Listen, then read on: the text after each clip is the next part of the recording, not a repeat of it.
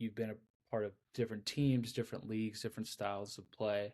But what would you say across your time as an assistant and even at John Jay now, what are the similarities that, all these great programs you've been a part of kind of have that separates them from like the average program within their league? Yeah, that's a great question. I think the main similarity is just like the pride in preparation. I th- I'm I think preparation is the key to success. That's something that I live by every single day.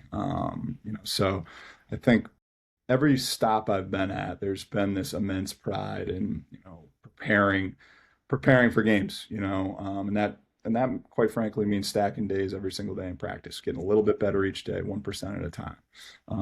That's something that I've really tried to instill in our guys, that every single day of practice is an opportunity to get better. Obviously early in the season, it's mostly, we're stacking practices, but, once games start, we start preparing for our opponents as well. So I think the preparation piece has been a big thing with me. I was literally before our call, I was watching film on our next opponent. So I take a lot of pride in, preparing our guys for our opponents, and I just think you can never be over prepared. Yeah. I'd rather be over when it comes to hoop. I think this is something that I didn't really feel like too much in high school, but once we got to RPI, obviously you both know since you coached with Coach Gilbride, there wasn't like there might have been one game in my 4 years there where I feel like I wasn't like that prepared. I mean, we could tell like our scout was just so detailed. If we like messed up, if we like went under a screen and we are supposed to go over, we have to do it again from the beginning. Like if we do like shell drill, we don't like close out to the ball at the speed he want, do it again.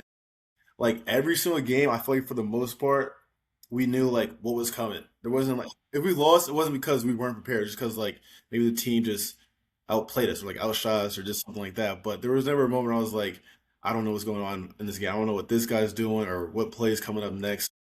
Um, I think that's Yeah. one of the most underrated aspects of like team winning games, just like having that preparation beforehand. So when stuff does come up, you're ready for it.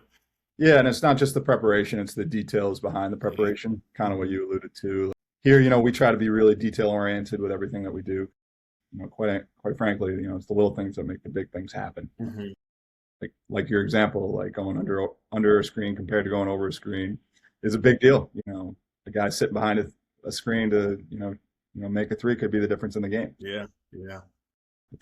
The details definitely matter. We try to be very detail oriented in everything we do here, and everywhere I've been, that's been the same approach. And just piggybacking off Chuck's point from high school to college, I always felt like for younger players, that was one of the bigger adjustments they had to make going from the high school level. Yeah, Maybe not was their ability, but it was just their attention to detail on the scouting report, especially on the defensive end, I think is kind of a big thing. So just adding that there. My last question, though, is that as an assistant, and I know this too, after doing it at RPI a little bit, but you watch a lot of film. So who are some programs or teams you have always felt like they're really hard to go against just because of the stuff they ran or their style of play that kind of stood out to you um, from years past, maybe? yeah, that's a great question. Back when I was coaching at RPI, just to keep it in the Rensselaer family, I thought Ithaca was really hard to prepare for. I thought, Coach Fareed did a really good job of, throwing a lot at you, both offensively and defensively. You probably remember that, Chuck. They ran a lot of good stuff offensively, and then they threw multiple defenses at you as well. So, that's one that comes to mind for sure. And then, when I was at Tufts, I felt like Trinity was very hard to prepare for. The reigning national champs. They ran a lot of really, really good offensive action that kind of, forced your hand. As a defense, you kind of had to pick your poison because, A, they were really talented, and B, the stuff they were, running offensively was, really, really hard to guard. And in combination with how good their defense was, like just figuring out ways to score and find weak spots in their defense. So those two, really, really come to mind. And then since I've been here, think about it a little bit. We played our first game of the year was against Endicott. They're having a really nice season so far, and they're kind of the opposite, right? They do a lot of motion offense, a lot of dribble drive stuff. Coach Benincourt does a great job, teaching the fundamentals there. And it's a lot of read and react offense. So that was very hard to prepare for as well.